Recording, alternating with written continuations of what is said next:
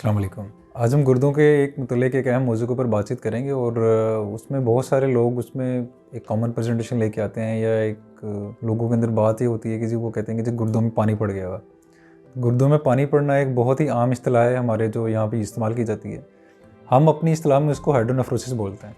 तो हाइड्रोनेफ्रोसिस जो है या गुर्दों में पानी पड़ जाना है बिल्कुल एक ऐसी चीज़ नहीं है कि इसका मतलब ये हो कि गुर्दे ख़त्म हो चुके हैं। गुर्दों में पानी पड़ने का हमारे यहाँ लोग यही इस्तिलाह लेते हैं कि जो गुर्दे बिल्कुल नकारा हो चुके हैं और काम नहीं कर सके या अब इसका डायलिसिस करना पड़ेगा, या जिस तरह पेट में पानी पड़ जाने का अमल को भी लोग यही कहते हैं। तो गुर्दों में पानी पड़ना यानी कि गुर्दों में पेशाब इकट्ठा हो जाना एक बिल्कुल इस्तिलाह ऐसी है कि जिसको बहुत सारी वजूहत इसकी ट्रीटेबल होती हैं और उसमें गुर्दों का फंक्शन मैटर करता है कि कितना काम कर रहा है। गुर्दों में पानी पड़ने के अमल को या गुर्दों में पानी इकट्ठा हो जाना या यूरिन का इकट्ठा हो जाने के अमल को हाइड्रोनेफ्रोसिस कहते हैं, यानी कि गुर्दों के अंदर पानी का जो कलेक्टिंग सिस्टम है गुर्दों का उसके अंदर पानी की एक्यूमुलेशन हो जाती है।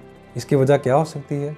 इसकी वजूहात बहुत तरह की होती हैं। एक तो अंदरूनी तौर पे गुर्दों की नाली में रुकावट से लेके और बैरूनी तौर पे गुर्दे के अंदर गुर्दे से रुकावट या गुर्दे की नाली में रुकावट के अमल के साथ ही मामला शुरू होता है। तो सबसे पहले जो अंदरूनी तौर पर जो मामला होते हैं उनको हम डिस्कस कर लेते हैं कि जैसे गुर्दे में, गुर्दे की नाली में या मसाने के अंदर कोई रुकावट आ जाए। पेशाब गुर्दे से लेकर पेशाब की नाली के अखराज तक रुकावट के मामले में गुर्दों के अंदर पेशाब का इकट्ठा हो जाने का अमल हो सकता है। तो एक एक करके वो डिस्कस करते हैं। सबसे जो कॉमन फैक्टर है वो पथरी है। गुर्दे में या गुर्दे की नाली में अगर पथरी फंस जाए तो गुर्दा जो कोई यूरिन बना रहा है वो वहाँ स्टक हो जाएगा। यूरिन स्टक होगा तो गुर्दे का जो कलेक्टिंग सिस्टम है जिसने यूरिन को इकट्ठा करके आगे भेजना है वो फूल जाएगा वहाँ पे।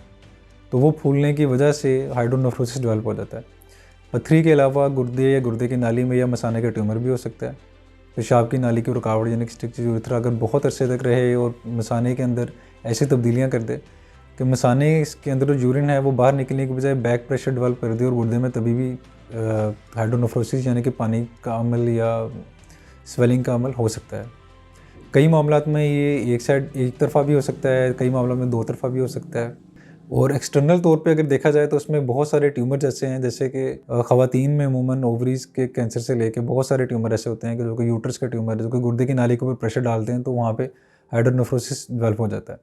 और भी बहुत सारे आंत के ट्यूमर हैं या बॉडी में कहीं भी कुछ स्वेलिंग है या लिम्फ नोड इस तरह की गिल्टियाँ बन जाती हैं, वो भी गुर्दे की नाली पर प्रेशर करके हाइड्रोनेफ्रोसिस को डेवलप कर सकती हैं। तो गुर्दे के पानी पड़ने की वजूहात को ट्रीट करने के लिए सबसे पहले इन्वेस्टिगेट करना नहायत ज़रूरी होता है। उसमें सबसे ज़रूरी चीज़ अल्ट्रासाउंड है और अल्ट्रासाउंड जो है हमें ये बताता है कि गुर्दे की इस वक्त क्या हालात हैं। गुर्दे का जो कॉर्टेक्स है यानी कि गुर्दे की जो मोटाई है वो नॉर्मल है या नहीं, क्या ये रुकावट या गुर्दे में जो पानी पड़ा हुआ है ये बहुत अच्छे से इकट्ठा हुआ है। अगर ये बहुत अच्छे से इकट्ठा हुआ है तो इसके गुर्दे पे क्या असरात रह चुके हैं। और इसके अलावा ये हमें बताता है कि अगर कोई पथरी का ज़र्रा फंसा हुआ है या कोई ट्यूमर है गुर्दे में या मसाने में तो उसके बारे में हमें ये इंफॉर्मेशन देता है अल्ट्रासाउंड डिटेल।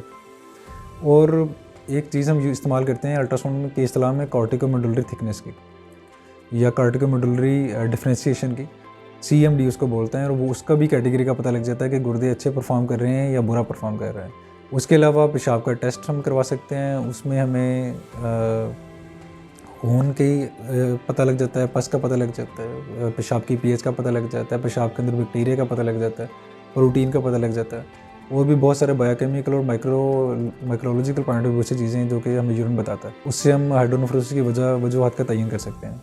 अब इसको देखने के लिए, ट्रीट करने के लिए डेफिनेटली जो चीज़ है उसका प्लान हम करते हैं तो उसमें कुछ एडवांस्ड हमें इन्वेस्टिगेशन करनी पड़ती है। जैसे कि CT स्कैन है, वो ज़्यादा एडवांस्ड किस्म की हमें मालूमात देता है हाइड्रोनेफ्रोसिस के बारे में। दोनों गुर्दों में है तो किस लेवल का है, पथरी अगर रुकावट कर रही है तो किस लेवल पर पड़ी हुई है, अगर ट्यूमर रुकावट कर रहा है तो वो कितना बड़ा है और क्या आसपास हो सकता है, उसके मुताबिक हम प्लान करते हैं। तो उसके मुताबिक फिर सर्जरी एंडोस्कोपी की ओपन करनी है वो हम अगली वीडियोज़ में शेयर करते रहेंगे कि कैसे कैसे वो अमल करती हैं। और एक्सटर्नल लेवल के ऊपर ट्यूमर है उसको देखना होता है कि आया हम ट्यूमर के बारे में क्या कर सकते हैं, रेडियोथेरापी, कोई कीमोथेरापी या ऑपरेट करके उसको अगर ख़त्म करना है तो उसके बारे में हम फ़ैसला करते हैं प्रॉपर तरीके से कि हाइड्रोनेफ्रोसिस को हम ट्रीट करें। जितनी जल्दी इसको हम ट्रीट करेंगे उतनी ही जल्दी हाइड्रोनेफ्रोसिस सेटल आउट होगा, मामला गुर्दे के बेहतर होंगे और गुर्दा बेहतर फंक्शन कर सकेगा।